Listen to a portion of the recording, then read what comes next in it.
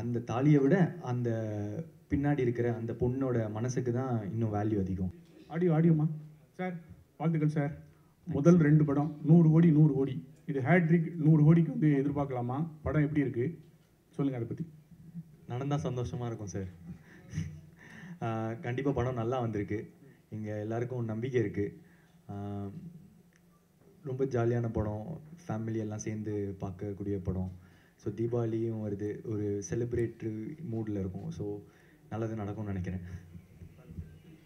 So ஒரே டைமில் வந்து 2 மூவி இல்லையா, எல்ஐகே அண்ட் டியூட் 2 படமும் போயிட்டே இருந்துச்சு. ப்ளஸ் ரிலீஸ் ஆல்சோ வந்து கிளாஷ் ஆகிற மாதிரிலாம் இருந்துகிட்டே இருந்துச்சு. ஸோ இந்த கிளாஸஸை நீங்கள் எப்படி பார்க்குறீங்க? ஏன்னா வந்து இந்த தீபாவளி ரேஸில் வந்து இதுக்கு முன்னாடி இது ரொம்ப ரேர், ஒரு ஹீரோவுக்கு ஒரு 2 படம் அப்படிங்கிற கிளாஸஸ் வந்ததெல்லாம். என்ன அது எப்படி வந்து அந்த நியூஸு, அந்த டிஜிட்டல் ட்ரெண்டு இதெல்லாம் எப்படி பார்க்குறீங்க? எப்படி இருந்துச்சு அந்த மூமெண்ட்லாம்? அந்த மூமெண்ட் வந்து ஆக்சுவலாக கொஞ்சம் கஷ்டமாக தான் இருந்துச்சு. ஐ மீன், ஏன்னா 2 படம் வந்து ஒரு டைமில் வரது வந்து நல்லதில்லை 2 படத்துக்குமே. ஸோ ஃபஸ்ட்டு கொஞ்சம் கஷ்டமாக இருந்துச்சு. அதுக்கப்புறம் லைஃப்லேயே எந்த கஷ்டமாக இருந்தாலும் அதுக்கு மேலே ஒரு பாயிண்டில் அக்செப்ட் பண்ணிடுவோம்ல. சரி, இதுதான் நடக்க போகுது, நடந்துச்சுன்னா நம்ம அதை எப்படி அக்செப்ட் பண்ணலாம், அதில் இருக்கிற நல்லதெல்லாம் பார்க்க ஆரம்பிப்போம். ஸோ அந்த மாதிரி ஓகே, இது வரைக்கும் வந்ததே இல்லைல்ல, வரட்டும், எல்லாரும் பேசுவாங்க, இந்த மாதிரிலாம் யோசிக்க ஆரம்பித்தேன். பட் மனசுக்குள்ளே தெரியும் வந்து இது இல்லை, 2 படமும் ஒன்றா வந்துச்சுன்னா 2 படத்துக்குமே அது கலெக்ஷனோ இல்லை எதுவுமே கரெக்டாக இருக்காதுன்னு. ஸோ அதுக்கப்புறம் லைட் டீம் வந்து ஸ்வீட்டாக அவங்க வந்து டிசம்பர் 18க்கு மூவ் பண்ணிக்கிட்டாங்க.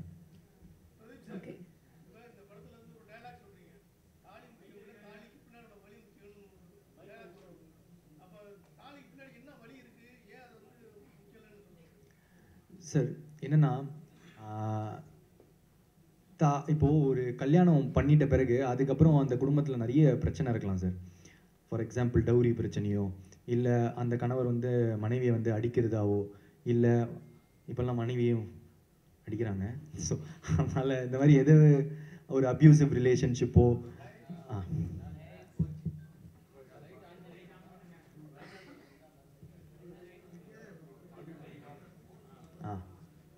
ஸோ ஒரு கல்யாணம் ஆயிடுச்சுன்றதுக்காக ஒரு பொண்ணோ இல்லை ஒரு பையனோ அந்த வழியெல்லாம் தாங்கிட்டு இருக்கணுன்ற அவசியம் இல்லை. அந்த தாலியை விட அந்த பின்னாடி இருக்கிற அந்த பொண்ணோட மனசுக்கு தான் இன்னும் வேல்யூ அதிகம் அப்படின்னு சொல்லியிருக்கோம்.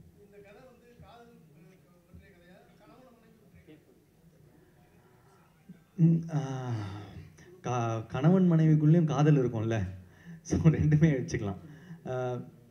நிறைய ரிலேஷன்ஷிப் இருக்கும் சார்.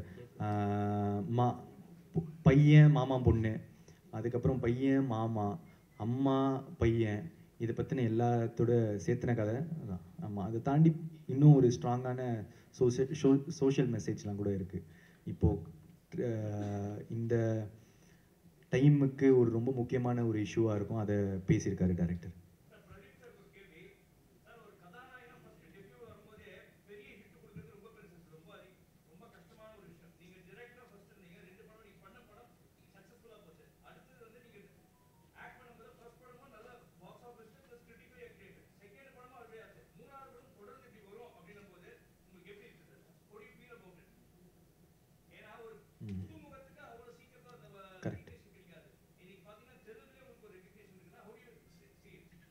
ரொம்ப கிரேட்ஃபுல்லாக ஃபீல் பண்ணுறேன் சார். இதுதான் உண்மை.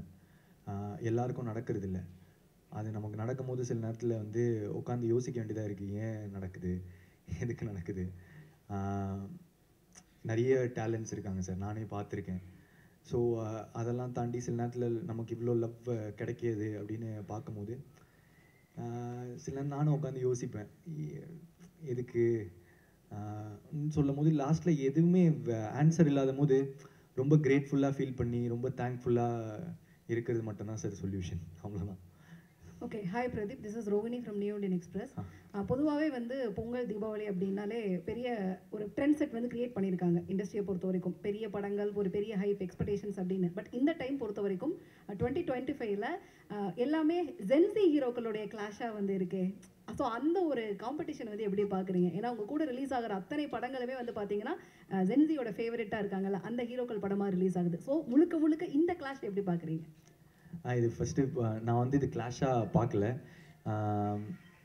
யாருக்கும் போட்டி இல்லை, எல்லாரும் சேர்ந்து வரும். எல்லா படமும் வெற்றி பெறணும்னு ஆசைப்படுறேன். ஸோ கிளாஷ் நான் படம் பார்க்கும்போது கிளாஷ் அந்த மாதிரிலாம் பார்த்துருக்கேன். ஆனால் இப்போ நான் படம் பண்ணும்போது வந்து எனக்கு அது ஒரு மாதிரி கிளாஷாகவே தெரியல. இந்த படமும் ஓடணும், ஏன்னா ஒரு படத்துலையும் ரொம்ப எஃபர்ட்ஸ் இருக்குது. எனக்கு அது புரியுது. ஸோ அதனால் ஆனால் என்ன இப்போது எங்களுக்கு இப்போது தீபாவளிக்கு ஒரு ஸ்லாட்டு கிடைக்குது அப்படின்றது ஒரு நல்ல விஷயமா இருக்குது. மீன் எப்படி சொல்கிறதுன்னா, ரொம்ப நாள் நம்ம படம்லாம் நிறைய படம் நம்ம தீபாவளிக்கு பார்த்துருப்போம். அதில் நம்ம படம் இப்போ தீபாவளிக்கு வருது அப்படின்றபோது ரொம்ப சந்தோஷமாக இருக்குது. ஓகே, டைரக்டர் பிரதீப்பை வந்து மிஸ் பண்ணுறீங்களா? By any chance any time அவரை சடனாக எட்டி பார்க்கறதுக்கான வாய்ப்பு இருக்கா? வாய்ப்புகள் இருக்குது. நல்ல கதைலாம் எழுதிட்டு இருக்கேன். ஆனால் எனக்கு வர கதையை விட நான் வச்சிருக்கிற கதை கொஞ்சம் நல்லா இருக்கணும். இது வர கதையெல்லாம் இந்த மாதிரிலாம் ரொம்ப நல்ல டைரக்டர்ஸ் இந்த மாதிரிலாம் வந்தாங்கன்னா கண்டிப்பாக அதை பண்ணுவேன்.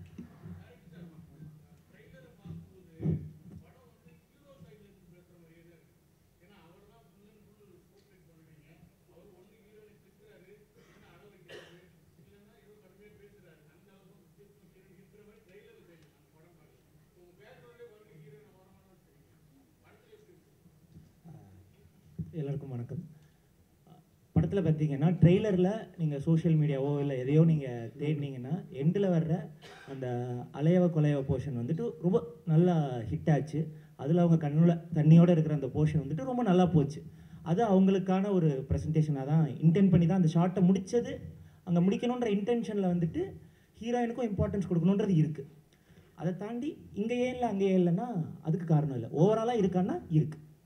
பிரதீப் சார், பிரதீப் சார், இந்த படத்தில் சார் இந்த படத்தில் நீங்களும் ஸ்கிரிப்ட் பண்ணிருக்கீங்கன்னு கேள்விப்பட்டோம். சுத்தமாக இல்லை, ஒரு சீன் கூட இல்லை.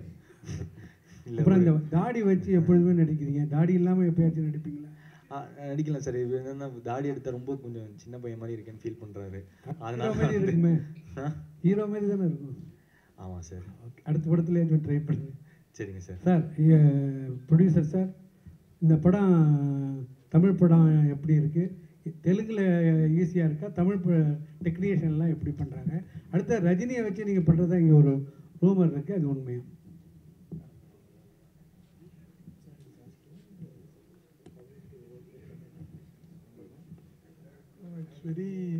This film we enjoyed thoroughly, and our experience in Tamil industry is fab.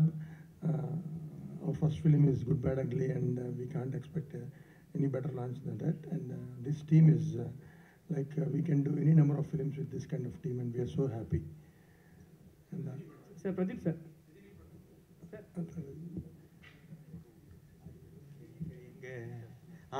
So it's a lifetime opportunity to do film with Rajni sir.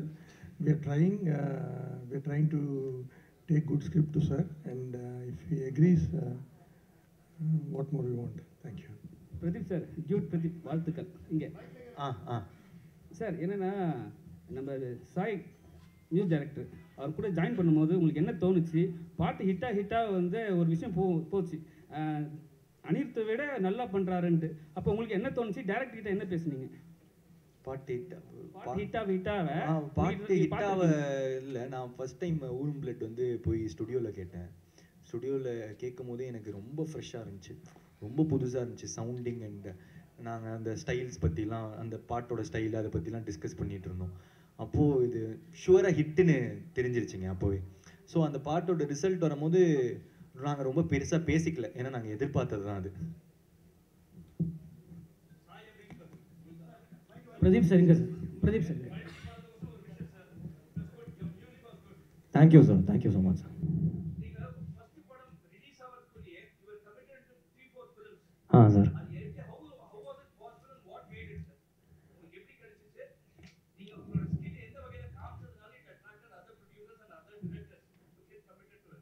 நான் வந்து ஒரு thank you sir, thank you for the wishes first. And நான் வந்து ஒரு 3 பாட்டு பண்ணியிருந்தேன் independent, கத்தி சேர ஆசை கூட, சித்திர புத்திரி. ஸோ அதை பார்த்துட்டு வந்தாங்க.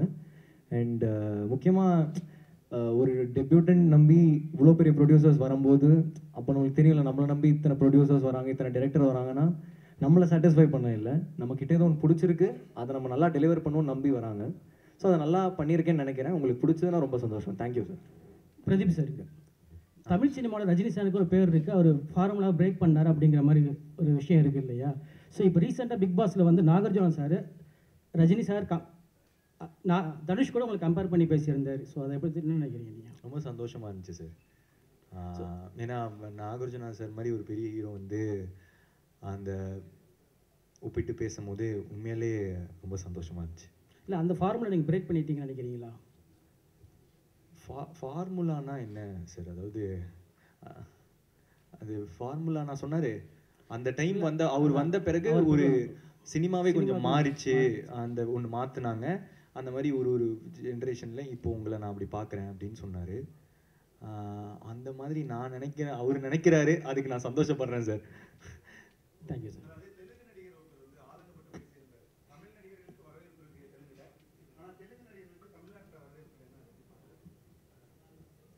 சார் இப்போது பாகுபலி வந்து ரொம்ப நாளாக அதுதான் இருக்கிறதுலே ஹையஸ்ட் கலெக்ஷன் ஆச்சு தமிழ்நாட்டில், நம்ம தமிழ் படத்தெல்லாம் விட. அண்ட் பாகுபலி 2, அதுக்கப்புறம் புஷ்பா, இது எல்லாமே இருந்துச்சு.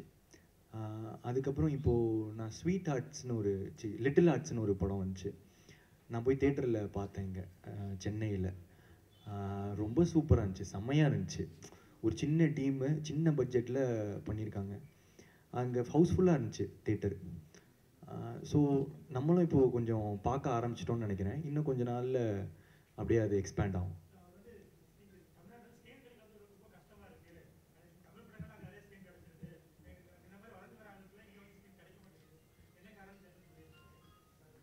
அதான் சார், இப்போ லிட்டில் ஆர்ட்ஸ் வந்து ஒரு சின்ன படம் தான்.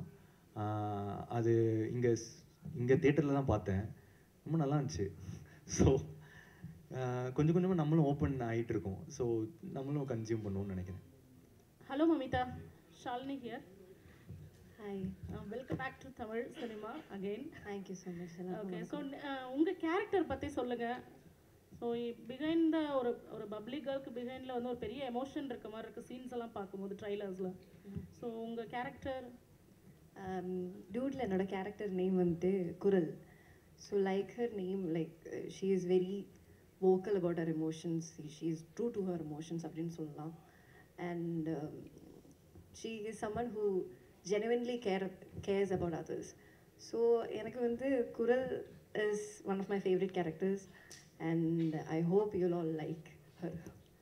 ஓகே, இது வந்து உங்களுடைய 2வது தமிழ் படம். பட் இது ரிலீஸ்க்கு முன்னாடியே இவ்வளோ பெரிய ரெட் கார்பெட் வந்து தமிழ் மக்கள் கிட்ட உங்களுக்கு கிடைச்சிருக்கிறத எப்படி பார்க்குறீங்க? ஏன்னா சோஷியல் மீடியாவில் எல்லாத்துலேயுமே வந்து மமிதாவை வந்து செலிப்ரேட் பண்ணுறாங்கல்ல, இதை எப்படி பார்க்குறீங்க?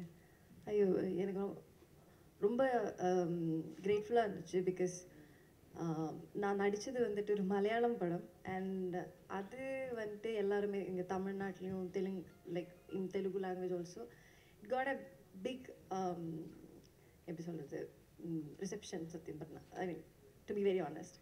அப்போது ஃபார் மீ அது எனக்கு வந்துட்டு ஒரு பெரிய விசிபிலிட்டி கிடச்சிச்சு. Sorry if my Tamil is very wrong. But அதான் அப்போது அந்த பிரேமலுக்காக எனக்கு இங்கே வந்துட்டு I am getting awards for it. So அந்த பார்க்கும்போது எனக்கு ரொம்ப கிரேட்ஃபுல்லாக இருக்குது. பிரதீப் சார், நீங்கள் முதல்ல நடிக்க வரும்போது நீங்கள் எப்படி நடிப்பீங்க, திறமை என்ன நிறைய தெரியாது. இந்த மாதிரி ஒரு காலேஜ் ஃபங்க்ஷன்லேயே இந்த பாடி ஷேமிங் கேள்வி பண்ணாங்க.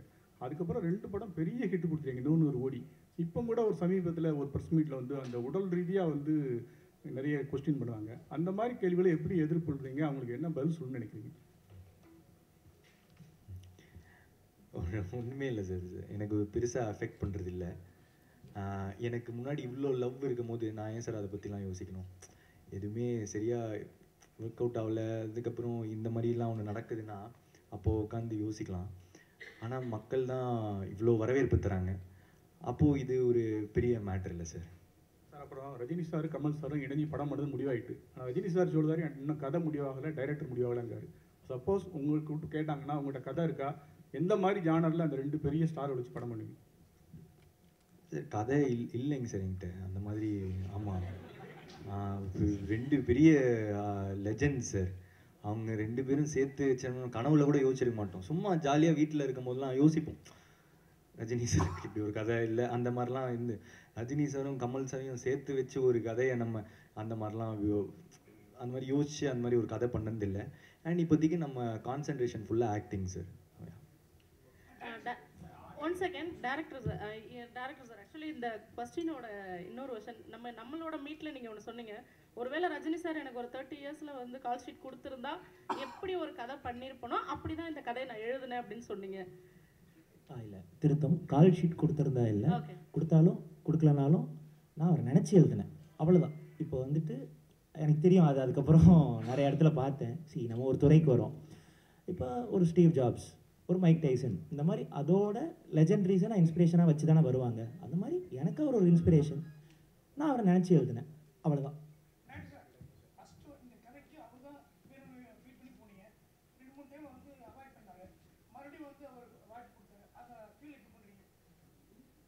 சார் கேள்வி புரியல.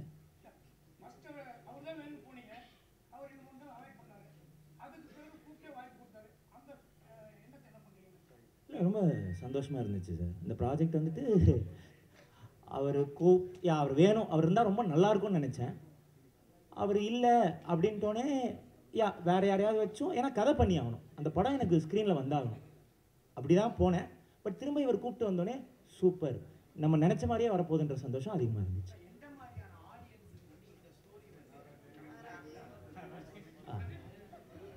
சார் இது வந்துட்டு ஜென்சி படமானா ஆமாம் தான், ஆனால் அது ஜென்சி படம் மட்டும் இல்லை, ஃபேமிலி ஆடியன்ஸ்லேருந்து எல்லாருக்குமே ரொம்ப கனெக்ட் ஆகக்கூடிய ஒரு படமாக இருக்கும்.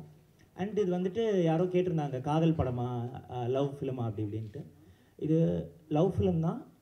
It talks about right to love. Okay, Sai Abhyankar ஒரு கேள்வி. எந்த அளவுக்கு வந்து உங்களோட மியூசிக் வந்து செலிப்ரேட் பண்ணப்படுதோ சேம் அதே டைம் வந்து நிறைய நெகட்டிவிட்டி அண்ட் ட்ரால்ஸும் உங்களை சுற்றி வந்து சரௌண்ட் ஆயிருக்குல்ல, அதெல்லாம் எப்படி ஹேண்டில் பண்ணுறீங்க? ஆல்ரெடி சொல்லியிருந்தேன், நான் ட்விட்டர்லேயும் இன்ஸ்டாலேயும் பெருசாக இல்லைன்னு. ஸோ அது ஒன்று இருந்தாலே அந்த ஒரு ஹேபிட் இருந்தாலே போகிறோம்னு நினைக்கிறேன் இது ரெண்டுத்துலேருந்து தப்பிக்கிறதுக்கு. ஸோ நான் மோஸ்ட்டாக ஸ்டூடியோவில் தான் இருப்பேன். நான் I don't even normally also like சும்மா கூட வெளில எப்பயுமே போக மாட்டேன். என் டைரக்டருக்கு தெரியும் என்னை பற்றி. ஸோ அதனால் வந்து I have fun making music and that gives me so much high. So நான் எனக்கு பிடிச்சிருக்குன்னு நான் ஜாலியாக பண்ணுறேன். நான் வந்து இன்னொருத்தருக்கு பிடிக்கணும் கண்டிப்பாக, அந்த ஆசை இருக்குது. ஆனால் கன்வின்ஸ் பண்ணுறதுக்கு நான் பண்ணல. ஸோ அதனால் நான் ஜாலியாக எனக்கு பிடிச்சதை பண்ணுறேன். அண்ட் மக்கள் அதுக்கு ரொம்ப நல்லா சப்போர்ட் பண்ணி விஷஸ் கொடுத்துட்ருக்காங்க. நீங்கள் யோசிச்சு பார்த்துருப்பீங்களா? இல்லை நான் கூட யோசிச்சு பார்த்ததே கிடையாது இந்த மாதிரி ஒரு லான்ச் கிடைக்கும்னு. ஸோ அதனால் எல்லாமே பை காட்ஸ் கிரேஸ் தான். பிரதீப் சார் இங்கே சார், நீங்கள் தொடர்றதெல்லாம் வெற்றியாக இருக்குது. ஸோ வந்து நீங்கள் எது தொட்டாலும் 100 கோடி கலெக்ஷன் வருது. அதனால் வந்து உங்களை வந்து சரியாக அப்ரோச் பண்ண முடியல, டேரக்டர் கேட்குறாங்க, அதிக சம்பளம் வாங்குறேன்னு சொல்லிட்டு ஒரு விஷயம் போயிட்டுருக்கு. அதை பற்றி உங்களுக்கு பதில்? இல்லை அப்ரோச் பண்ணுறது வந்து அப்ரோச் பண்ண முடியல, இல்லை அதிக சம்பளம் வாங்குறதுனால அப்ரோச் பண்ண முடியலையா? அதிக சம்பளம்னாலையா? டேரக்டர் அப்ரோச் பண்ண மாட்டாங்க சார். அதிக சம்பளம் அந்த மேட்ரு ஒன்று வராது. ப்ரொடியூசர்ஸு அந்த ஏரியா தான். எனக்கு அந்த மாதிரி ஒன்று இதுவே இல்லை சார். நான் தொடர்ந்து ரொம்ப எனக்கு சம்பளம் கொடுக்குற இதெல்லாம் ரொம்ப கம்மி சார். இவங்களுக்கெல்லாம் இவங்க ரொம்ப பெரிய ப்ரொடியூசர். ஸோ இவங்களோ இல்லை நான் பண்ண ஏஜிஎஸோ அதெல்லாம் வந்து ஒரு மேட்டரும் இருக்காது சார். அந்த மாதிரி இல்லைன்னு நினைக்கிறேன். வதந்தி. Thank you sir, thank you. நன்றி.